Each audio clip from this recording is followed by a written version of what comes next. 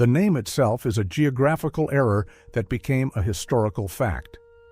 There is no hamburger in Hamburg. What the city on the Elbe gave the world was a working-class dish of minced beef scraped from tougher cuts, mixed with chopped onion, breadcrumbs, and a whisper of nutmeg, then pan-fried in tallow. The Hamburg steak was not a sandwich. It was a plate of meat, served with potatoes and pickles, eaten by dockworkers and sailors who needed calories dense enough to survive a North Sea winter. When German immigrants began arriving in American ports in the 1830s and 1840s, they carried this recipe in their hands and their memories. They did not know they were carrying the future. The first recorded mention of Hamburg steak on an American menu appears at Delmonico's restaurant in New York City in the 1830s. Delmonico's was not a dockworker's cantina. It was the most elegant restaurant in the country, a place where the Astors and the Vanderbilts conducted their business over French wines and silver service. That a dish born in the working-class kitchens of a German port city appeared on Delmonico's menu tells us something important about American appetite. It was hungry for the new, even when the new came from the bottom of society. But the Hamburg steak at Delmonico's was still a plate of meat. The sandwich had not yet been invented. The Great Wave came after 1848. When the revolutions that swept across the German states collapsed, hundreds of thousands of disillusioned liberals, craftsmen, farmers, and laborers boarded ships for the United States. They arrived in New York, Baltimore, New Orleans, and St. Louis. They settled in cities and towns across the Midwest. They opened butcher shops, bakeries, and saloons. And they kept cooking what they knew. By the 1880s, Hamburg steak was a common item on American menus, particularly in cities with large German populations: Milwaukee, Cincinnati, St. Louis, Chicago. It was cheap, filling, and familiar to anyone who had grown up in a German household, but it was still served on a plate. The transformation from plate to bun happened sometime in the late 19th or early 20th century, and the precise moment is lost because no one at the time thought it mattered. The sandwich was a convenience, not a creation. A hurried customer. A cook who needed to serve him fast. 2 slices of bread as edible plates. The Hamburg steak became the hamburger sandwich the same way water becomes steam, through the application of pressure and heat without ceremony or announcement. The most famous origin story belongs to Louis Lassen, a Danish immigrant who ran a lunch wagon in New Haven, Connecticut. In 1900, according to family tradition, a customer rushed into Lassen's wagon and demanded something he could eat on the run. Lassen took a Hamburg steak from his griddle, placed it between 2 slices of toast, and handed it over. The Library of Congress officially recognizes Louis' lunch as the birthplace of the hamburger sandwich. But the historical record is less cooperative. In Athens, Texas, Fletcher Davis claimed he sold hamburgers at the 1904 St. Louis World's Fair. In Seymour, Wisconsin, Charles Nagreen claimed he flattened a meatball between 2 slices of bread at the 1885 Seymour Fair. In Tulsa, Oklahoma, a vendor named Oscar Weber Bilby claimed he served the first hamburger on a bun in 1891. Each claim has its defenders. Each claim has its gaps. What matters is that by the early 1900s, the hamburger sandwich existed in multiple places simultaneously, a solution to the same problem that had occurred to different cooks in different cities, independently, without coordination.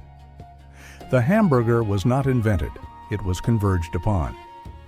In 1906, Upton Sinclair published The Jungle, a novel that exposed the conditions inside Chicago's meatpacking plants in such graphic detail that it made the nation physically ill.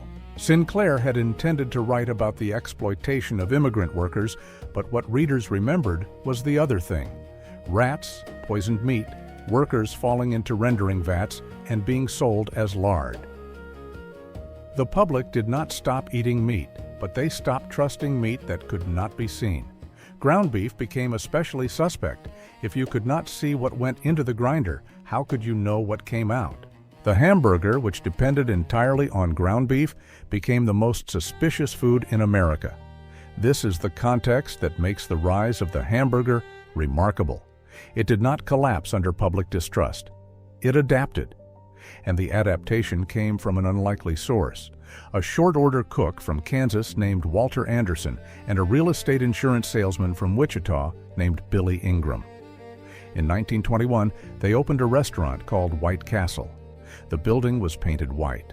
The exterior was designed to resemble a miniature castle, clean and solid and permanent. The kitchen was open to the street. Customers could watch every patty being formed, every bun being toasted, every burger being assembled. White Castle was not just selling hamburgers, it was selling visibility. Anderson and Ingram understood something their competitors did not. The hamburger's biggest obstacle was not taste or price. It was fear, and fear could only be defeated by transparency. The white tile, the stainless steel, the uniformed employees, the 5-cent price, every detail was engineered to communicate one message: this food is safe. The hamburger patties were small and square, with 5 holes punched through the center. The holes allowed the meat to cook all the way through in under a minute, eliminating the pink interior that made customers nervous. The square shape meant the patty extended beyond the bun on all 4 sides, making the burger look larger than it was. This was not deception.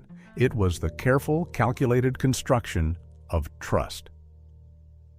White Castle became the first fast food chain in America. By 1930, it had expanded to 12 cities, selling millions of hamburgers a year. The company's internal quality standards were obsessive. Every restaurant followed the same procedures. Every patty was the same size. Every bun was the same shape. Every order was served on a paper plate, wrapped in white paper with the White Castle logo facing the customer. The hamburger was no longer a street food. It was a manufactured product, reproducible across distance and time, as consistent as a Model T. Anderson and Ingram had written the playbook for an industry that did not yet have a name. But White Castle also revealed a tension that would follow the hamburger for the rest of its history. The same qualities that made it trustworthy, standardization, efficiency, uniformity, also made it vulnerable to the accusation that it was not real food.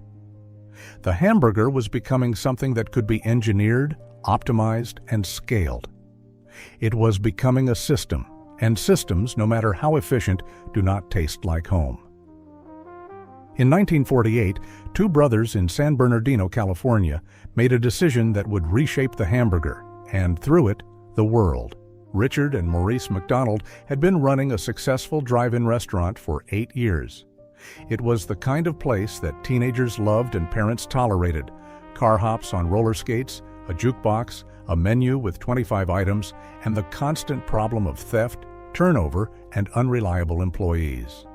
The brothers were making good money, but they were exhausted, so they shut the restaurant down for 3 months and rebuilt it from scratch. What emerged was not a restaurant. It was a machine. The McDonald brothers eliminated the car hops. They eliminated the dishes and silverware. They eliminated the jukebox. They reduced the menu to 9 items, with hamburgers as the centerpiece.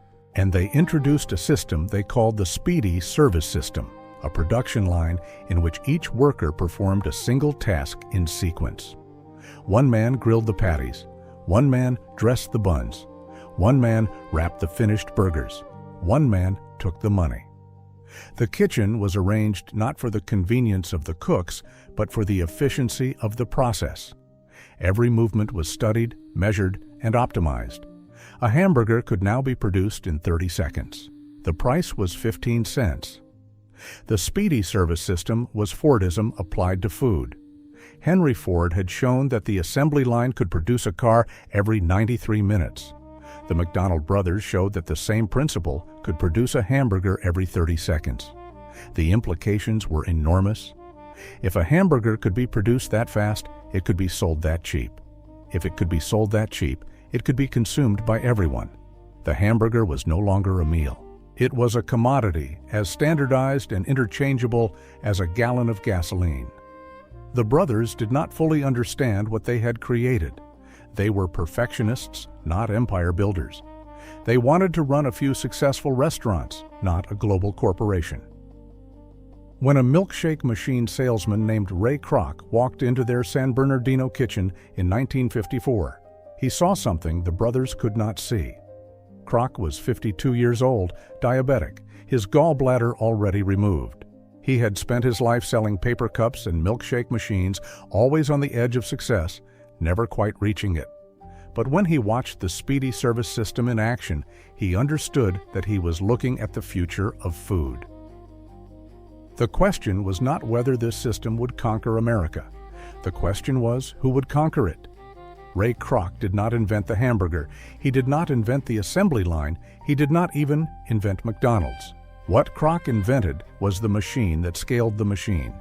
He opened his first McDonald's franchise in Des Plaines, Illinois in 1955. The building was identical to the San Bernardino original. The menu was identical. The system was identical. But Kroc added something the brothers had never considered: real estate. He created a company called Franchise Realty Corporation, which bought the land under every McDonald's and leased it to the franchisee. The franchisee paid rent to Kroc. The landlord was McDonald's. This meant that even if a franchise failed, McDonald's still owned the land. The hamburger was no longer the product. The product was the system that produced the hamburger. Kroc was ruthless in a way the McDonald brothers were not. He insisted on absolute uniformity across every franchise. Every restaurant looked the same. Every burger tasted the same. Every employee followed the same script. Franchisees who deviated from the system were terminated. The brothers, who had sold Kroc the rights to their name and system in 1961 for $2.7 million, watched from the sidelines as their creation grew beyond anything they had imagined. They had invented the machine, but Kroc owned it. The brothers' story is often told as a cautionary tale about selling too soon, but it is also something else, a story about the difference between invention and execution. The McDonald brothers created the hamburger's future. Ray Kroc built it. By 1963, McDonald's had sold its 1 billionth hamburger. The event was celebrated with a national publicity campaign. A sign outside every restaurant announced the milestone. The hamburger had become a numbers game, and the numbers were staggering. Kroc's autobiography is titled "Grinding It Out," and the phrase captures something essential about the man and the industry he built. There was no romance in Kroc's vision of the hamburger. There was only process, discipline, and the relentless drive to make the next burger identical to the last one. The hamburger was not a craft. It was a science. The hamburger went global, not because the world was hungry for American food, but because the world was hungry for American efficiency. When the first McDonald's opened in Tokyo in 1971, Japanese customers did not know what a hamburger was. They learned. When the first McDonald's opened in Moscow in 1990, 70,000 people lined up for a taste of the West. The hamburger was not just a sandwich in those moments. It was a symbol of everything the Soviet system could not provide: speed, choice, abundance, the simple pleasure of walking into a clean building and ordering exactly what you wanted without waiting. The sociologist George Ritzer coined the term McDonaldization in 1993 to describe the spread of fast food principles into every corner of modern life. Efficiency, calculability, predictability, control, the same values that made the hamburger successful were now shaping education, healthcare, entertainment, and work. The hamburger had become a metaphor for modernity itself. In 1986, The Economist created the Big Mac Index, an informal measure of purchasing power parity based on the price of a McDonald's hamburger in different countries. The index was playful but revealing. The hamburger had become so universal, so standardized, that its price could be used to compare the value of currencies from Argentina to Zimbabwe. No other food had ever achieved this status. The hamburger was not just a global product. It was a global benchmark, but the same forces that made the hamburger global also made it a target. In 1999, protesters in Seattle smashed the windows of a McDonald's during the WTO demonstrations. In 2001, Eric Schlosser published Fast Food Nation, a meticulous investigation that traced the hamburger from the feedlot to the bloodstream, documenting the environmental damage, labor exploitation, and health consequences of a system built on speed and volume. In 2004, Morgan Spurlock ate nothing but McDonald's for 30 days and filmed the results in Super Size Me. The hamburger, which had once symbolized American ingenuity, now symbolized American excess. The hamburger has never been just food. It has been a mirror in which Americans see what they want to see. For the German immigrants who brought Hamburg steak across the Atlantic, it was a taste of home. For Louis Lassen, it was a solution to a customer's impatience. For Walter Anderson and Billy Ingram, it was a trust-building exercise in a nation that had lost faith in ground beef. For the McDonald brothers, it was a system. For Ray Kroc, it was an empire. For the billions who have eaten it, it has been a convenience, a comfort, a guilty pleasure, a childhood memory, a symbol of freedom, or a symbol of everything wrong with the modern world. The hamburger's greatest strength is its emptiness. It is a blank slate onto which each generation projects its values. In the 1950s, it was the taste of suburban prosperity. In the 1960s, it was the target of counterculture critique. In the 1980s, it was the fuel of corporate ambition. In the 2000s, it was the scapegoat for a public health crisis. In the 2020s, it is being reinvented by plant-based alternatives and artisanal burger shops that promise the taste of the original without the guilt. The hamburger absorbs every criticism and survives. It is the most resilient food in American history because it has no fixed meaning. It means whatever the eater needs it to mean. The immigrant meal became an American symbol, not because America changed the hamburger, but because the hamburger changed with America. It arrived with the Germans, was claimed by the Danes, was industrialized by the Midwesterners, was globalized by the son of Czech immigrants, and was criticized, defended, and reimagined by everyone else. The hamburger is not a monument to a single moment of creation. It is a record of every hand that has touched it, every mouth that has bitten into it, every argument that has been fought over it. It is, in the end, the most American thing of all. An immigrant that made good. The last detail belongs to the numbers. Estimates suggest Americans eat approximately 50 billion hamburgers a year. That is roughly 150 hamburgers per person per year, one every 2.5 days. The average American will eat more than 10,000 hamburgers in a lifetime.